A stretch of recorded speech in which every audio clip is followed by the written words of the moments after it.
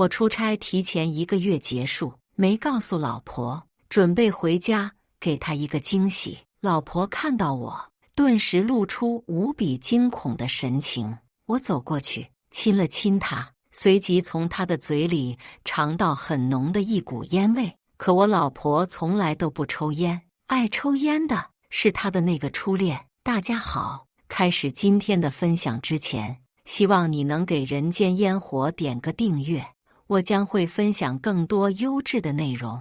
我老婆最近有些奇怪，她最近很喜欢出门逛街，却从不让我跟着。每次逛完街回来，她好像都很开心，但每次她身上都带着股若有若无的烟味。可她从来不抽烟，从她半夜经常亮起来的手机到越发频繁的外出次数，我感觉到妻子对我越发冷淡。有时候她可以一整天都不跟我说一句话，却能对着手机傻笑一天。我心里的不安感越发强烈，她可能出轨了。终于有一天，我没忍住对她问了出来。老婆转头看向我，像是在看一个傻子。季安，你是不是魔怔了？少跟你说句话就是要出轨。看我还是坐在原地没动。老婆靠过来亲了亲我，我只是最近有点累了。老公，你对我这么好，我怎么会出轨呢？但我却感觉更不安了，因为在老婆靠过来的时候，我很清晰地又闻到了那股烟味，还有一股不属于老婆的沐浴露的味道。但现在这一切只是我的猜想，还缺乏直接性的证据。于是我加班加点完成任务，提前1个月结束出差。但不知道为什么，我没有跟陈真真，也就是我的老婆，说我会提前回家。当我打开门的时候，屋内一片黑暗，房间内安静得可怕，空气中漂浮着淡淡的香甜气息，在这黑暗中显得暧昧不清。我走到卧室，打开灯，看到陈真真衣衫不整地躺在床上，脸上身上全是汗，胸口正剧烈地起伏着。她看到我提前回来，没有露出惊喜的表情，反而显得很惊恐。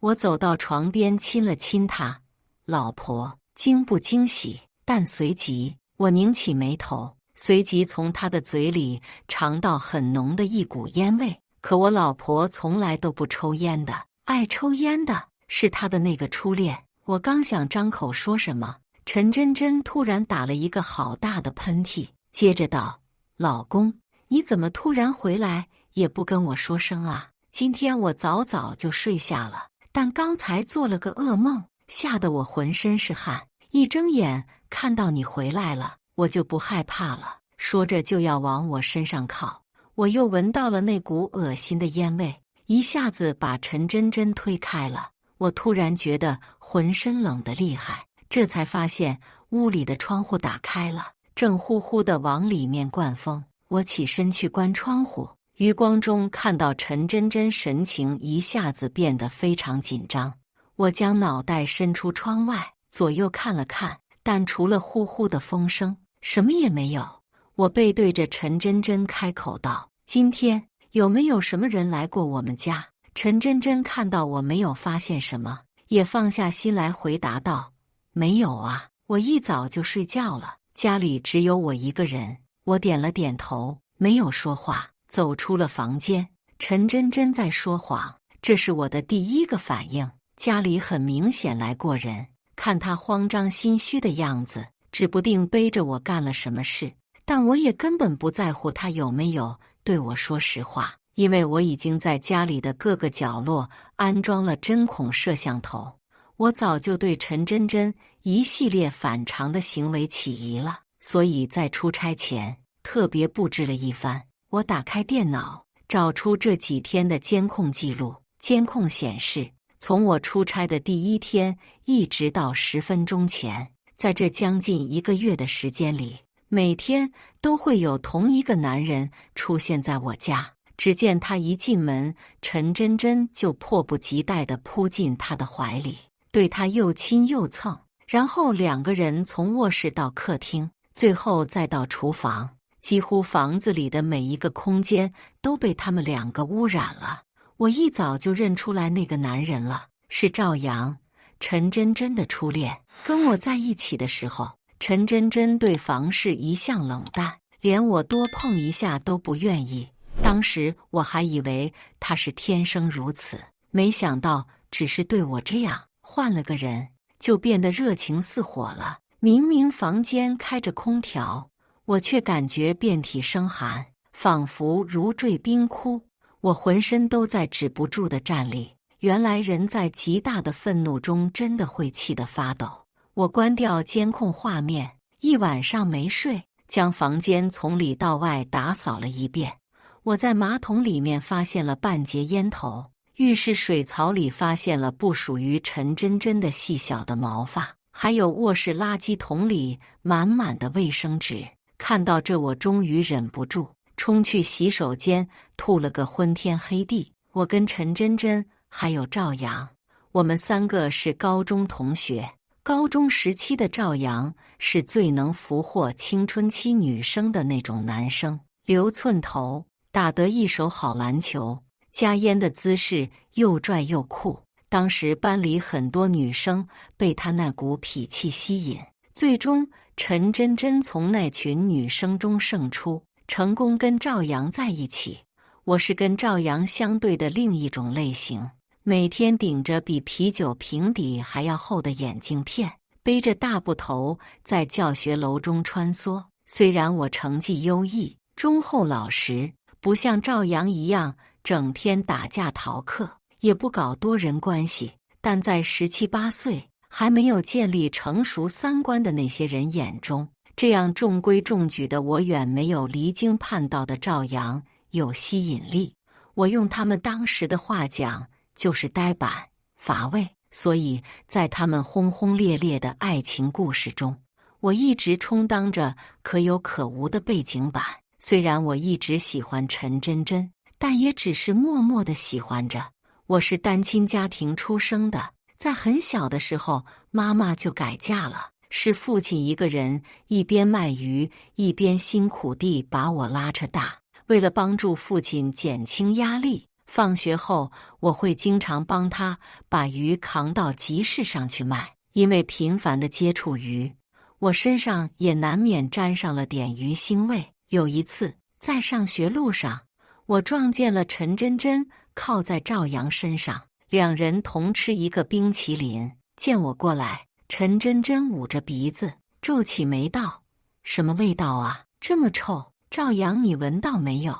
赵阳在我脚边吐了口痰，不屑道：“就是他呀，一个臭卖鱼的。”只是他们谁也没能想到，当时他们口中的臭卖鱼的最后竟将产业越做越大，成为当地最大的水产品供应商，还将公司成功上市。可惜这些父亲都没有机会看见，在我公司刚起步的时候，他就因为脑溢血去世了。后面我成功考上重点大学，陈真真跟赵阳也一起手牵手去了大专。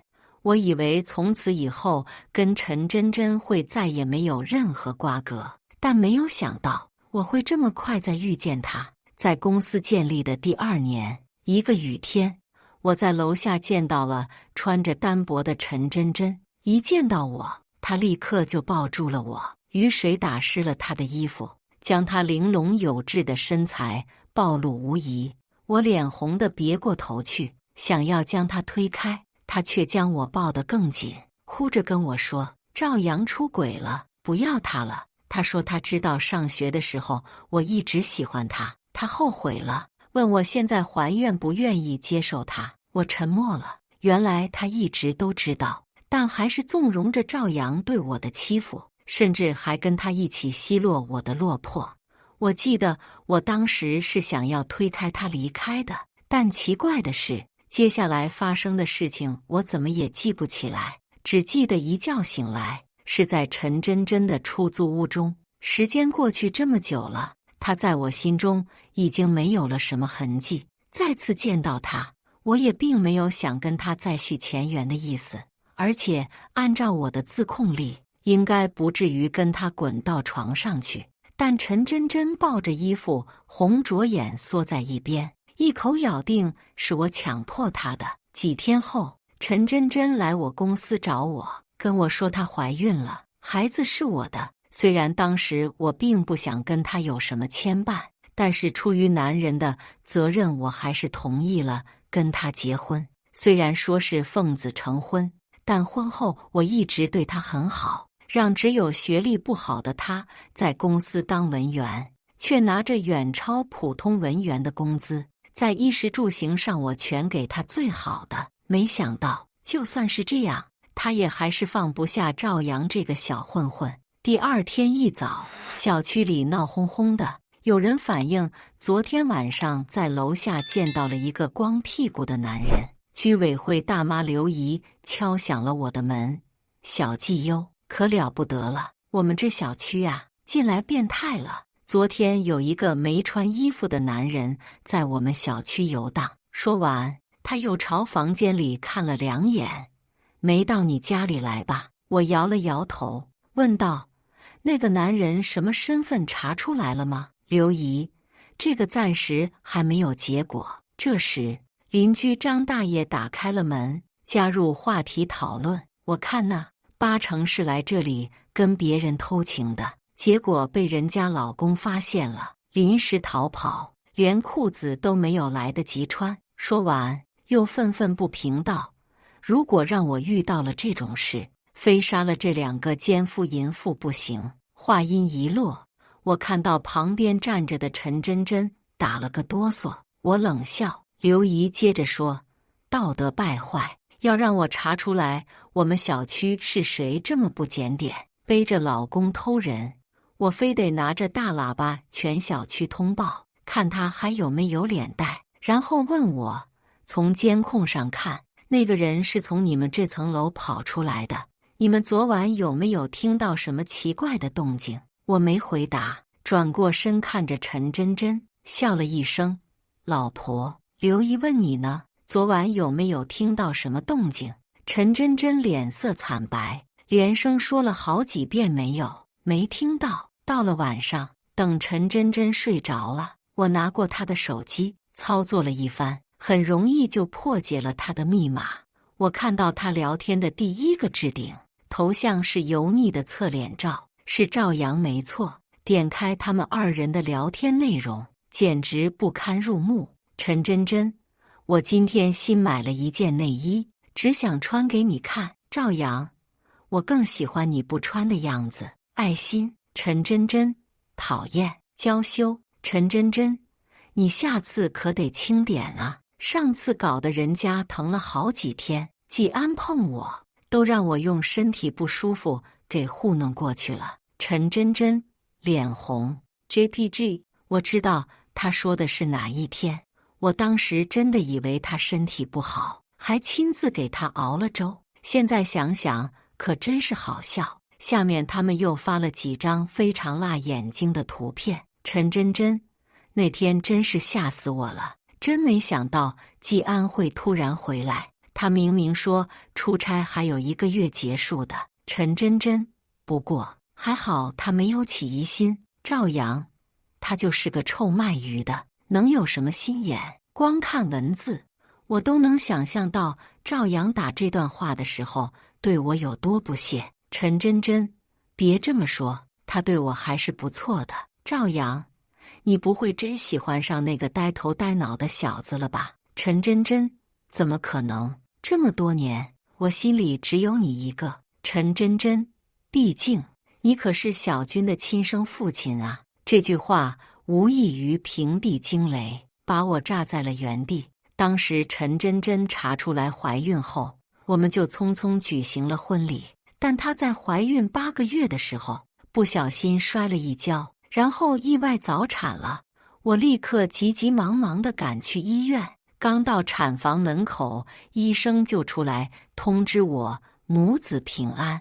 我当时觉得是我没有照顾好她，才让她意外早产，所以也从来没有怀疑过那次早产其实并不是意外，而是有意为之。直到现在，我在回想跟陈真真的再次偶遇，想到那个雨天的拥抱，那些刻意的接近，还有我第二天丢失的记忆，原来这些都是有意为之。从那个时候就开始了，他并不是真的想跟我在一起，而是急着给他肚子里的孩子找一个名义上的父亲，一个可以接盘的老实人。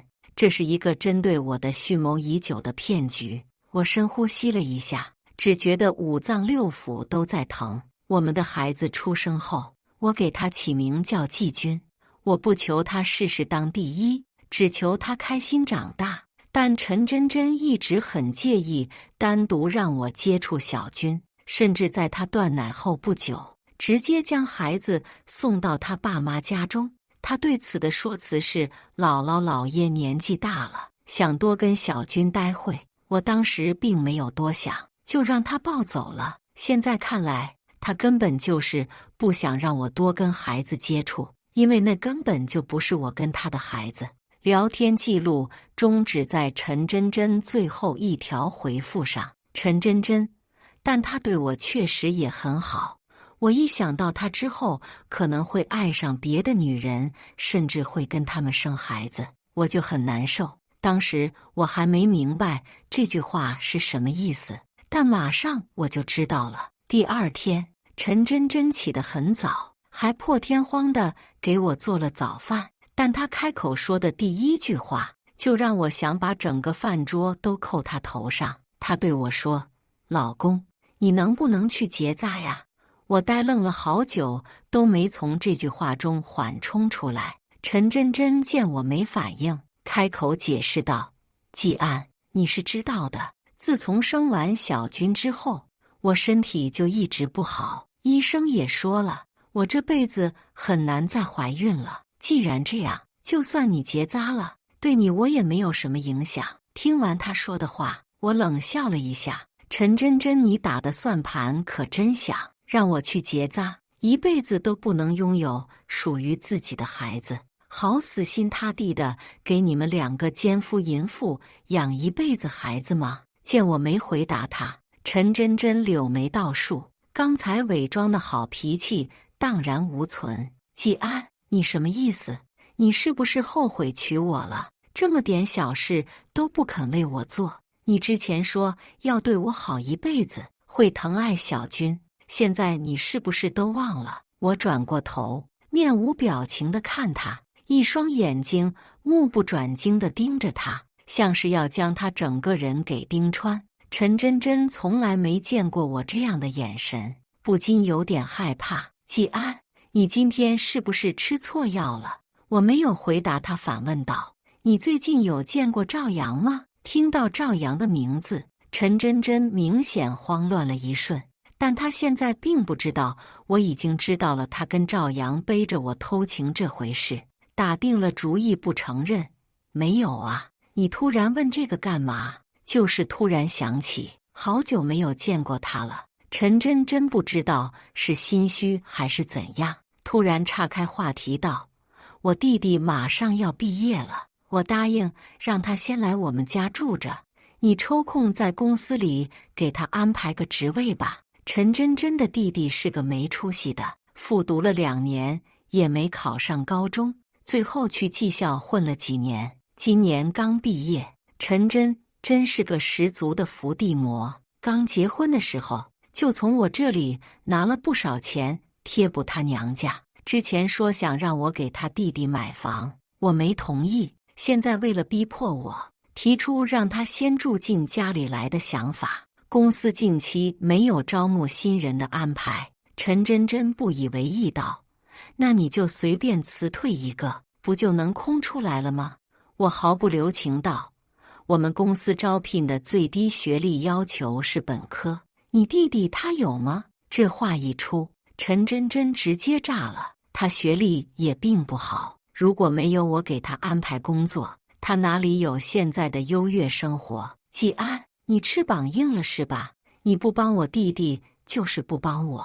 你信不信我会离开你？好啊，你走吧，我保证不拦你。说完，我端起杯子，转身就走。卧室门一关，砰的一声，将陈真真拒之门外。最后，陈真真也并没有像他说的这么勇气，到底也没有离开这个家，但他自顾自生我的气，以分居为由，逼迫我向他低头，同意给他弟弟安排工作。但这次我不可能再让步了。第二天，陈真真一点没有前一天跟我生气的样子，穿上她最喜欢的一条裙子，喷上香水，在镜子前转了好几圈，整个人显得喜气洋洋。临出门前，她推开我的门看了一眼，发现我还在睡，就放心大胆地走了。但事实上是，在她出门后，我立刻睁开眼，到楼下叫了一辆出租车，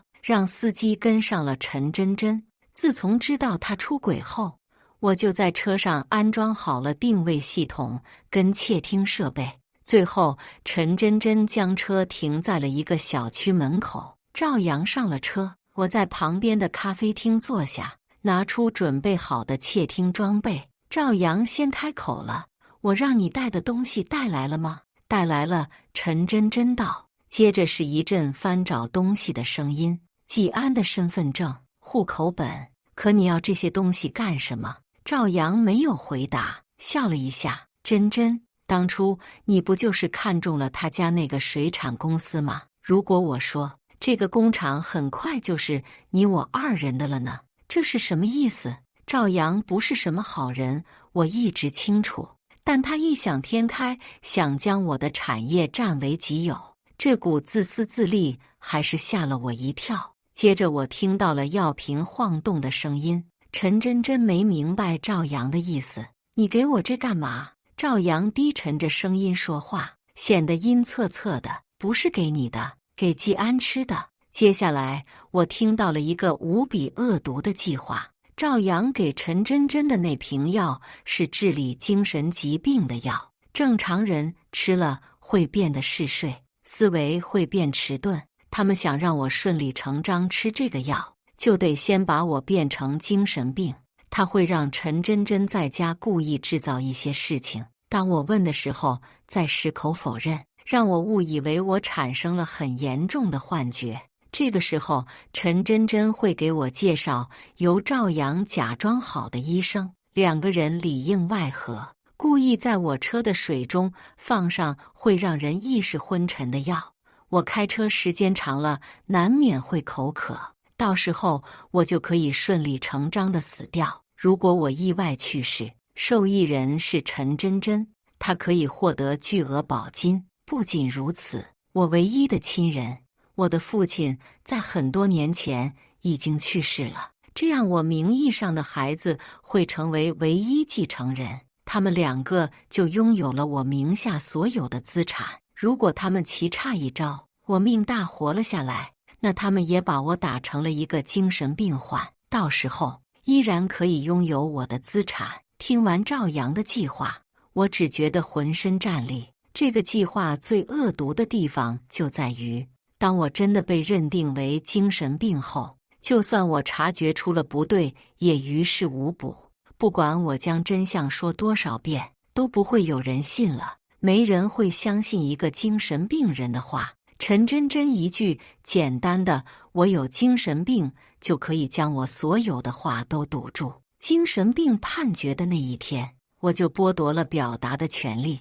不是真的不能说，而是没有一个人会选择相信。咖啡店里，戴着耳机的我勾起一抹玩味的笑容。我没准备立刻拆穿他们，而是想好了一个将计就计的妙招，那就试试看吧，看我们谁能玩得过谁。一回到家，我找出了之前陈真真给我买的意外保险，是在她生产完后签的。当时她说，因为意外早产这个事情让她感觉心绪不宁，对未来变得很恐慌，不知道明天跟意外哪个会先到来，怕万一将来我有个万一，她跟小军没法生活。接着就开始哭，当时我还笑她杞人忧天，但为了给他们娘俩生活上的保证，我还是在她的建议下签署了这份意外保险。受益人是陈真真。我翻开一看，果然保险公司是赵阳工作的那一家。原来早在这么久之前，他们2个人就已经有联系了。在你满心满眼都是他，一心为他的将来打算的时候，他正在跟别人一起研究怎么置你于死地。我拿起桌子上的杯子，一边喝一边查看监控。画面显示陈真真几个小时前回来过，按照赵阳的要求，他将家里里里外外布置了一番。最后，陈真真在桌子前停住，并将一包药粉全数倒在了杯子里。看到这，我坐不住了，因为我发现监控画面里的那个杯子现在正被我拿在手里。我立刻冲去厕所，吐了个昏天黑地。之后，我又按照监控画面显示的，找出了藏在床底下的几个收音机。我点开，发现是一个女人用细长的嗓子在唱戏的声音，唱词婉转动人。但如果在夜深人静，大家都睡着的时候听，难免有些毛骨悚然。特别是当你的枕边人坚持什么声音都没有听到的情况下。检查完了，我又原封不动地将收音机放回了原地，装作什么都不知道的样子。到了晚上，那个收音机果然准时响起。我装作很害怕的样子，拍了拍旁边假装睡着的陈真真：“老婆，你有没有听到什么动静？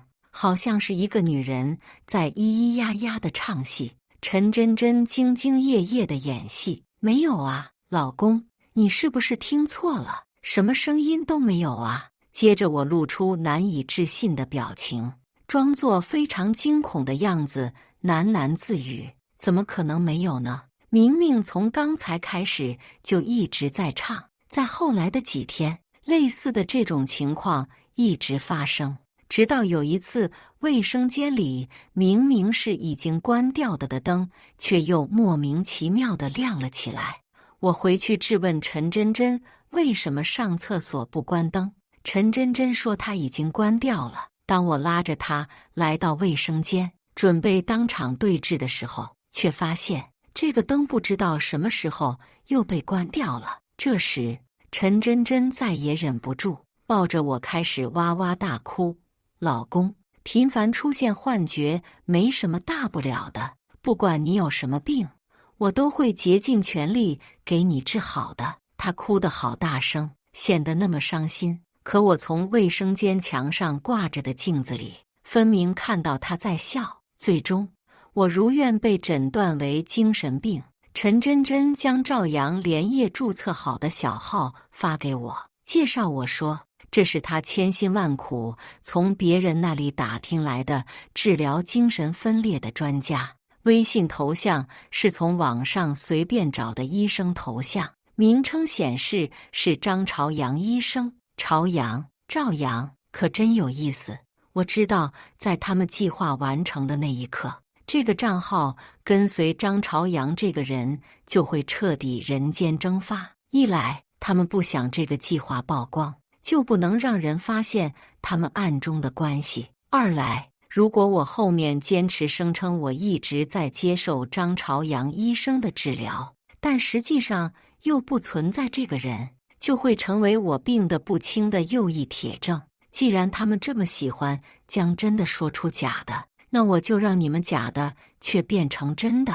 在陈真真跟赵阳的安排下，我这些天一直在假装吃药，同时装出一副萎靡不振的样子，放松他们的警惕。经过几周的铺垫，我觉得时机差不多成熟了。在一个风和日丽的午后，我漫不经心向陈真真提出，因为公司变动，我要去外地考察一段时间，不一定什么时候能回来。听到这个消息，陈真真明显乱了，眼看他们的计划马上就要成功了，如果我这么一走，脱离了他们的掌控，下一次再下手就麻烦了。看陈真真明显方寸大乱，我适时的再加一把火。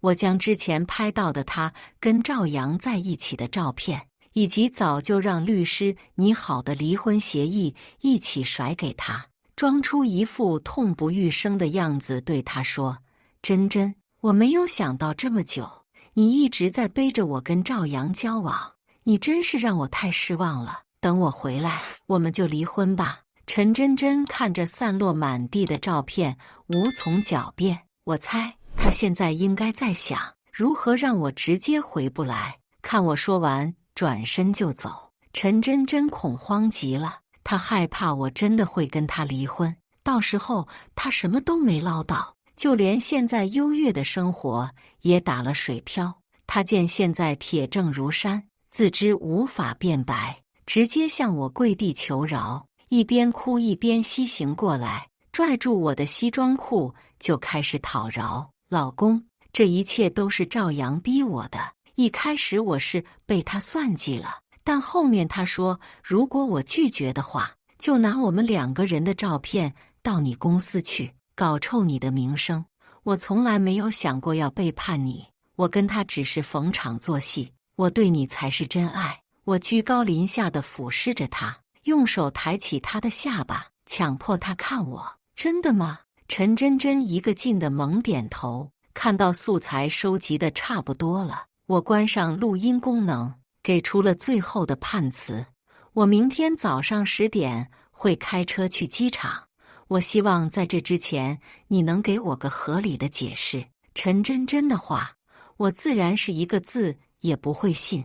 之所以告诉他这些，要的就是看他沉不住气，提前对我下手。果然到了晚上，我看到陈真真出门了，她嘴上说是出去买菜给我做饭，但我知道她根本就没去超市。从监控中我看到她鬼鬼祟祟地走到了我的车旁边，然后拿出工具将我的刹车系统搞故障了。陈真真回来后，我看到她那张带笑的脸，只觉得恶心，借口身体不舒服走了。我回到屋里，找出赵阳假扮的那个医生账号，给他发消息：“我知道你是赵阳，张朝阳医生。这位患者，我不知道你在说什么。我是张朝阳医生，不认识什么叫赵阳的人。别狡辩了，你就不想知道我是怎么知道的吗？”张朝阳医生，是陈真真跟我说的，她将你的计划全都告诉了我。她说她早就受够你的纠缠了，你既没出息，又喜欢花女人的钱。上学的时候最后悔的事情就是跟你在一起。她说她之前跟你在一起就是寻求刺激，哪知道你胆大包天，还想来害我，接手我的公司。他让你别再给他发消息了，不然就举报你假装医生卖药这一回事。赵阳看到我对他们的计划了如指掌，慌乱了一瞬，但死到临头还试图嘴硬：“张朝阳医生，不可能，真真才不会看上你。”接着，我将刚才剪裁过的录音发了过去。陈真真的声音在赵阳手机里响起：“老公，我从来没有想过要背叛你，我跟他只是逢场作戏，我对你才是真爱。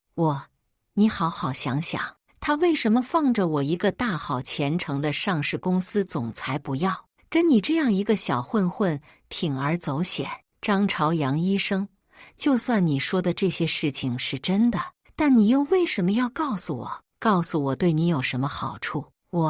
谁让我爱真真呢？我并不想搞出什么大动静，你现在收手，我就当什么事情都不知道，以后别再联系真真了。”后面的消息就发不过去了，因为我发现赵阳已经把这个号给注销掉了。赵阳本来想给陈真真发消息，质问她一番，但刚打开对话框，就看到陈真真给他发的消息：“计划有变，季安他已经知道你跟我的事情了。他刚才看我的眼神，就像在看一个垃圾，我完全没办法再忍受了。我有了一个新的计划。在这之前，我们先别联系。”本来赵阳对我说的话只信了一成，但看到陈真真发的这些，却开始将信将疑了起来。陈真真口中的我知道了他跟赵阳的事情，指的是发现了他们偷情，但赵阳却误以为我知道了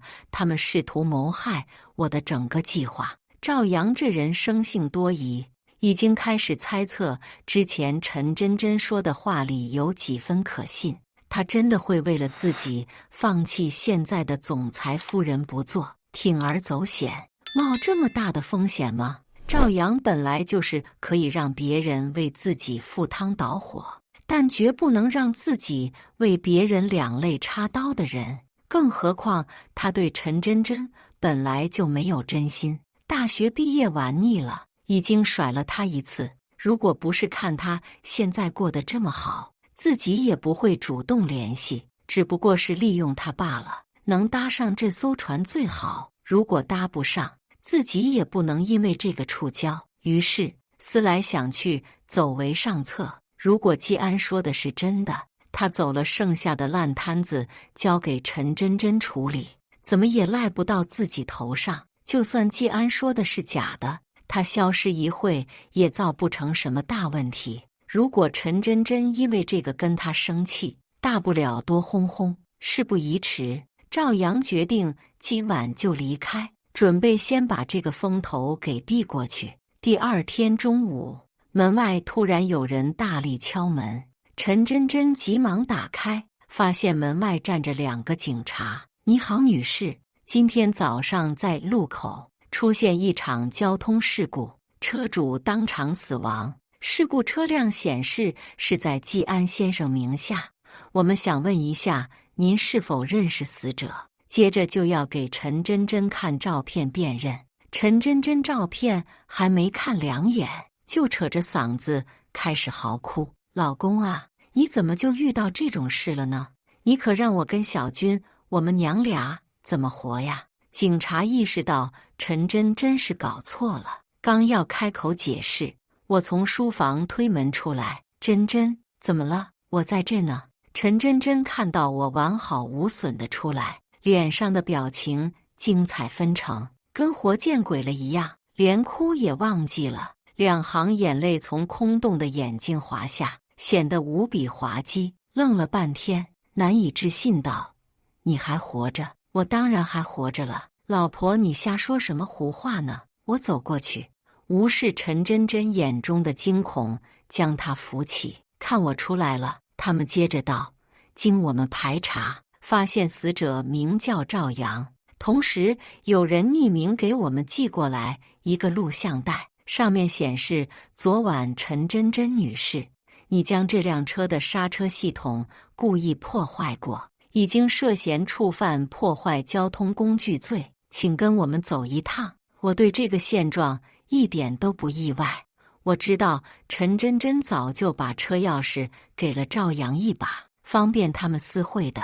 事情很简单，赵阳担心我说的都是真的，害怕事情暴露牵扯到他，准备立即跑路。在跑之前，看到陈真真之前留给他的车钥匙，想来个顺手牵羊，结果在路上发现这辆车的刹车是坏的，然后赵阳就变成散装的了。陈真真却被这突如其来的变故一下子问懵，呆坐了一会，反应过来后，猛地向我扑了过来。他赤红着眼睛，紧紧拽着我的衬衣领口，像是想要一口将我活吞。是你，季安，这一切都是你做的，对不对？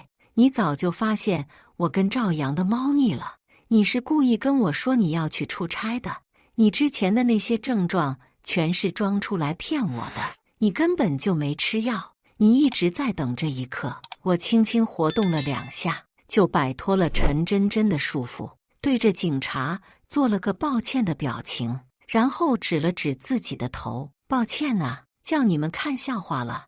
我老婆陈真真她不久前诊断出精神疾病，经常幻想我要害她。季安，你别睁着眼说瞎话，有精神疾病的明明是你，张朝阳医生都说了你是。说到一半，陈真真停住了，她突然意识到自己早就掉入了我的圈套。对呀，不能说这个，因为张朝阳医生根本就不存在呀，他就是你们捏造出来想要杜撰我有精神病的一把刀，只是没想到现在这把刀插在了他自己身上。我摇了摇头，苦笑道：“看来他还给自己幻想出来了一个医生啊。”两位警官对视一眼，点了点头表示理解。想出这个计划的是他们，想要将我变成精神病，甚至想要我的命的也是他们。如果当时陈真真对我哪怕有一丝的不忍心，没有去动我车的刹车，或者赵阳并没有那么贪心，临走前还想将我的车给顺走，他们都不会落到这步田地。但可惜人心不足蛇吞象，陈真真跟赵阳他们终究还是被自己设计的陷阱给埋葬了。陈真真被带走后，本来想顺势装成精神病来逃脱法律制裁，但经过司法精神病鉴定，他并没有患任何精神疾病，再加上证据确凿，案件审理得很快，最终他被判处有期徒刑6年。陈真真刚被带走，他爸他妈立刻就杀进了我家，要求我动用所有的资源将陈真真给捞出来，不然就不认我这个女婿。我当时非常从容镇定，他爸他妈看我和颜悦色的样子，以为我还是之前那个对他们言听计从的季安，刚想对我颐指气使，接着大门哐一声将他们2个关在了门外。我站在门内说：“叔叔阿姨，既然我已经不是你们女婿了，那你们也别在我家继续待了，省得别人说闲话，以为我这里是垃圾回收站，什么人都能进。”然后无视门外的骂骂咧咧，转身回房，继续我刚才没干完的事情。我将陈真真跟赵阳背着我干的那些事，将图片以及视频整合，再配合上我绘声绘色的描述，最终做成了80多页的 PPT。从高中他们第一次见面开始，一直写到他们最后一次偷情，声泪俱下地赞颂了他们不为人知的爱情，然后向他们的每一位好友发送一份。其中有一个朋友现在正在从事自媒体行业，他上学的时候就被赵阳欺负过，知道这个事情后非常气愤，经过我同意后，将 PPT 发送到互联网上。一经爆出，全网沸腾，众人纷纷义愤填膺，帮我一起臭骂那对狗男女，甚至有偏激者顺着网线找到陈真真曾经的账号，发私信轰炸他。陈真真的名声彻底臭了，就算多年以后她出来，不管她走到哪里，别人都会知道她就是那个背着老公偷情，还想试图害死她的恶毒女人。做完这些事之后，我就申请了起诉离婚。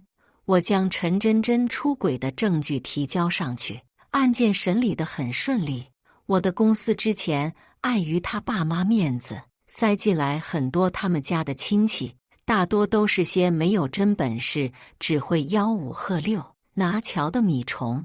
光是做米虫还不够，自从他们进来后，公司流水一直大不如前。细细查验了一下，发现他们仗着是关系户，光明正大吃回扣，被我发现还说什么都是一家人，我也没吃亏，真是不掏空我不算完。现在我已经没有理由再继续留着他们了，我当即把他们全都辞退，立刻让他们卷铺盖回老家了。我回到家，看着空荡荡的屋子，曾经是怀揣我憧憬的小家，但现在因为陈真真跟赵阳在这里做过的那些事，却无端让我觉得恶心。我心灰意冷，准备将房子挂了中介卖掉，然后换个地方开始新的生活。就在这时，我收到了法院的传票，我的好岳父岳母要起诉我，因为我自作主张将我婚前买的房子卖掉，他们坚称我的儿子季军理应分得一部分钱。开庭时看到我出现，2个年过半百的老人立刻站起来，指着我的鼻子骂道：“季安，我们拿你当亲儿子对待，你就这么对真真的？就算他有什么对不起你的，关上门教训一顿就算了。2口子床头吵架，床尾和，有必要搞得众人皆知吗？”你这样让他出来后还怎么生活呀？拿我当亲儿子，指的是什么脏活累活都丢给我干，不让他们的宝贝儿子插手一点，还是指纵容他们家的亲戚在公司肆意践踏我的心血？我没说话，法官不高兴地敲了敲法锤，示意他们肃静。接下来他们声称是我故意把陈真真给搞进去的，要我赔偿他们一家的精神损失费，还要我支付未来几十年季军的赡养费。这个房子是我跟陈真真结婚前买的，陈真真1分钱没出，不算婚后财产。先不说我还没死，我想怎么支配我的资产，根本轮不到他们来管。陈真真进去，完全是他咎由自取。最后，法院驳回了他们2个的全部请求。就在众人以为快要结束的时候，我呈上了一份关键证明，这是我跟季军的亲子鉴定，以及赵阳跟季军的亲子鉴定。赵阳跟陈真真在我的房间里偷情这么久，我想搞到点他的毛发，易如反掌。结果显示，季军跟我没有亲子关系，相反，他是赵阳的亲儿子。消息一出，众人哗然，岳父岳母也脸色大变。他们没想到陈真真竟荒唐至此。我摆出一副被心上人背叛、惨变背锅侠的惨痛表情，情到深处还挤出几滴眼泪。叔叔阿姨，我也没有想到真真竟然是这样的人。她从一开始对我就没有半分真心，在众人眼里，我就是一个一心爱护妻子孩子，却被不知满足的妻子背叛，甚至还想痛下杀手的一个可怜男人。法官看我的眼神都带了几分同情。季军不是我的亲骨肉，我也没有要收养他的意思。我的一切财产他自然也是没有权利继承的。相反，他是赵阳的亲骨肉，如果真要算起来，他可以继承赵阳的遗产。但赵阳哪有什么遗产？债务倒是不少。我的好岳父岳母真是没白来这一趟呢。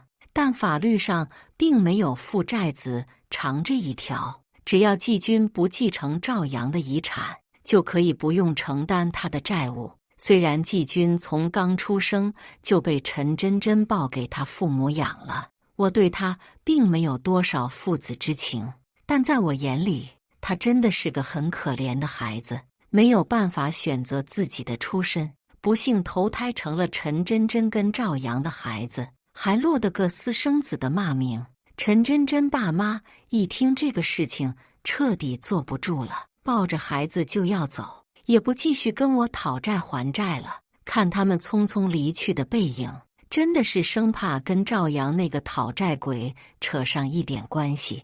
我开着新车在路上闲逛，逛到赵阳之前住的那个筒子楼，看见他住的房子门口围了很多人。我走上前去，发现众人中间站着一个中年女人。只见这个女人膀大腰圆，穿一身贵重的皮草，用她那粗壮的手掌用力拍打赵阳破旧的铁门，一边拍还一边骂：赵阳，你给老娘滚出来！有本事出来玩，没本事承担责任是吧？我从众人的口中拼凑出了大概。这个女人是一个死了老公的富婆，平时喜欢找些小鲜肉玩玩。按照这个女人说的，她是在一个会所中点到了赵阳，看他皮囊还不错，包了几个月之后玩腻了，就把赵阳给踹了。但没想到在这之后，却查出来得了梅毒。女人算了算时间，又排查了自己这些日子接触到的人，立即就知道这是赵阳传染给自己的。出来卖就算了，竟然还一点职业道德都没有。本以为只是个露水情缘，没想到还给自己惹上一身腥。这下彻底把女人给惹怒了，带人找上门来。我在原地一动不动听着，原来赵阳他不光卖保险，还卖自己，从年轻女性到成熟富婆，业务范围非常广泛。陈真真原来不过是他众多姘头中最微不足道的一个。赵阳，你小子给老娘滚出来！女人还在门口骂骂咧咧。这是个老式建筑，隔音并不好。女人这么一闹，邻居们都听到了。但赵阳是出了名的小白脸，众人心知肚明，这肯定又是在哪里惹的风流债。见这女人要拆家的架势，愣是没一个人敢出来拦。不知道众人中谁说出赵阳已经死了好几个月了，现在估计都已经化成灰了的话。听到这个，女人只觉得一阵组合拳打到了棉花上。没想到这个男人看着像个滚刀肉，却还挺搏命。这下也只能认自己倒霉。他狠狠地门口啐了一口，依然觉得不解气，又抬起脚狠狠踹了几下，头也不回地走了。在一个风和日丽的午后，我又去见了陈真真。短短几个月，陈真真整个人变得丑陋又颓废，一点没有之前明艳的样子。一头长发脏乱不堪地捆在脑后，眼睛里布满红血丝，显得有些面目可憎。监狱里面也是有歧视链的。陈真真这种水性杨花又恶毒的女人，应该走到哪都不会再受欢迎了。她看到我过来，冷笑一声：“现在你开心了吧？你一定是来看我笑话的。托你的福，我过得很好，6年而已。我总有机会能出去的。”我摇了摇头道：“你想多了，我对你过得怎么样并不感兴趣，我只是想来提醒你，有机会去查查吧。”赵阳得梅毒了。说完，我转身就走，接着听到陈真真在身后的疯狂嘶吼跟咒骂声，但这些已经不能动摇我丝毫了。我一步步向外走着，屋外的阳光洒进来，一点点驱散了之前的黑暗。我会彻底告别过去，走向新生。以上就是今天分享的故事。大家有什么想说的、想吐槽的，欢迎在下方评论交流。也更希望能给人间烟火点个订阅，我将会分享更多优质的故事内容。